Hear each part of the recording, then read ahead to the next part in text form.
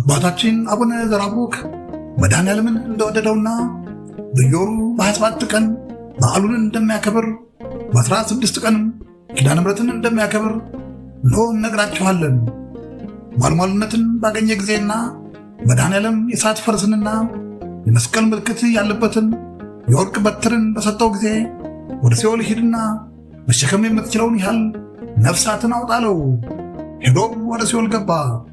ነፍስ በነፍስ ላይ እንደ ንብ እየተጨናነቁ በሰውነቱ ላይ ታዘሉ። ነፍሳትን ይዞ ሲወጣ አንድ ኃጢአተኛ ሰው አቡነ ዘራቡክ ሆይ ብቻዬን ቀረሁ አውጣኝ አለው። አቡነ ዘራቡክም ወደሱ ተመልሶ ሳበው። ሰም ከፈትል ጋር እንደሚጣበቅ ከሲኦል ጥልቅ ጋር ተጣብቆ ያለው የእሳቱ ነበልባልም አቡነ ዘራቡክን አቃጠለው። እሱም ተወው። ክብር ይግባውና እነዚያን ነፍሳት ይዞ ወደ ጌታው ወደ መድኃኔዓለም ሄደ። ሄዶም ጌታዬ ሆይ አንዲት ነፍስ ስሜን እየጠራች ቀርታለች ማራት አለው። መድኃኔዓለምም አቡነ ዘራቡክ ሆይ በእኔ ዘንድ ባለሟልነትን ብታገኝ እንባው የሚጠጣውን ማር ትለኛለህ አለው።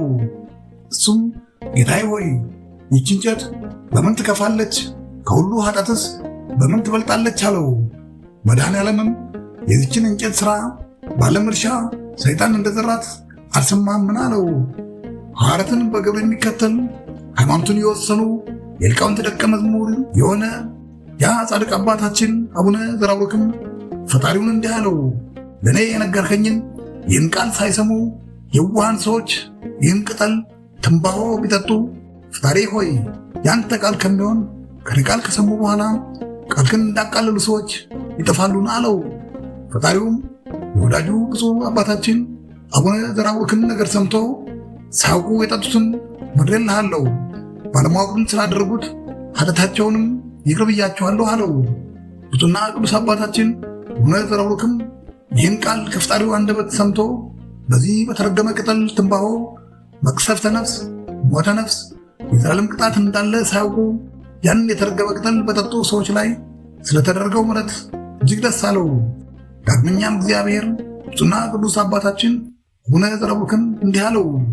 አንተ አስቀድመው ለነበሩ ሰዎች ያልገለጥኩትን የነገርሁንና የገለጥሁልን ከአንተ የሰማውን ነገር ንቆ ሞት የሚያመጣ የተረገመ ቅጠልን ከዛሬ ጀምሮ የጠጣውን ታላቅ በቀል እንበቀለዋለሁ፣ መጸፈዴንም አወርደዋለሁ።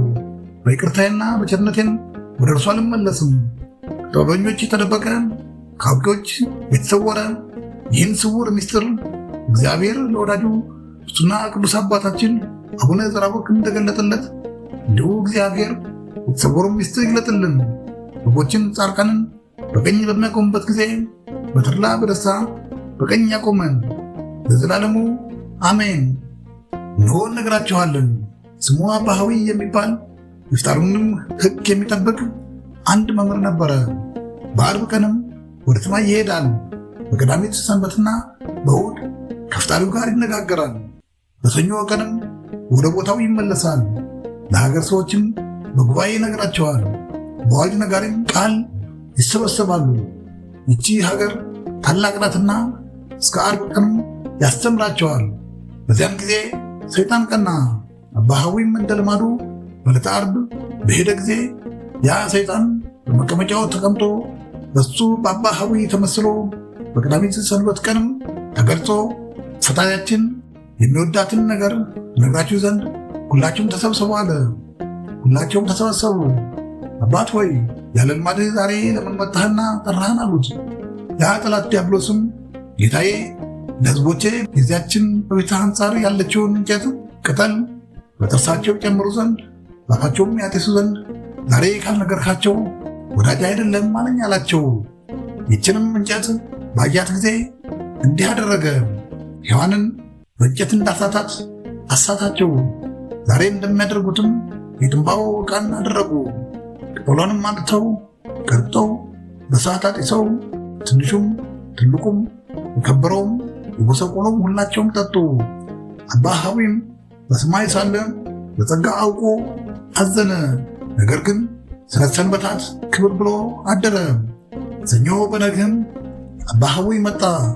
ሰይጣንም እንደ ጢስ በኖ ጠፋ። እሱም ሰብስቦ ይህን ማን አስተማራችሁ አላቸው። አንተ ነህ አሉት። ሰይጣን ነው እንጂ እኔ አይደለሁም። ከዛሬ ጀምሮ ተው አላቸው። ትናንት ጠጡ ዛሬ ተው ይለናል ብለውም ያሉት። እሱም አወገዛቸው። በእርሻው የዘራት በአፉም የጠጣት በእጁም የያዛት የተረገመ ነው አላቸው። ጋኔኑም በቅሉ ውስጥ ሆኖ ይነጋገራል፣ በውጭ ያሉትንም አጋንንት ይጠራቸዋል።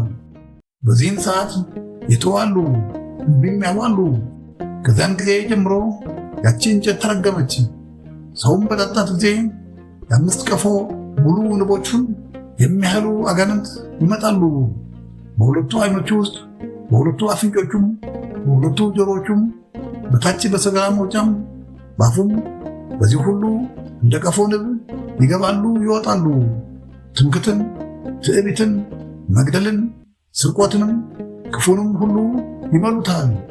አባታችን አቡነ ዘራቡክም ይህን ሰምቶ እጆቹን በትከሻው አመሳቅሎ አለቀሰ፣ በስዕሉም አለ።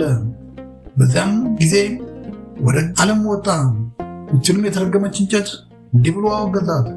በአፉ የጠጣት፣ በእጁ የያዛት፣ የዘራት፣ የሸጣት፣ የገዛትም የጥምቀት ልጅ አይደለም፣ በሥጋዋ አይጠቀምም፣ ነፍስም ወደ ሲኦል ትወርዳለች።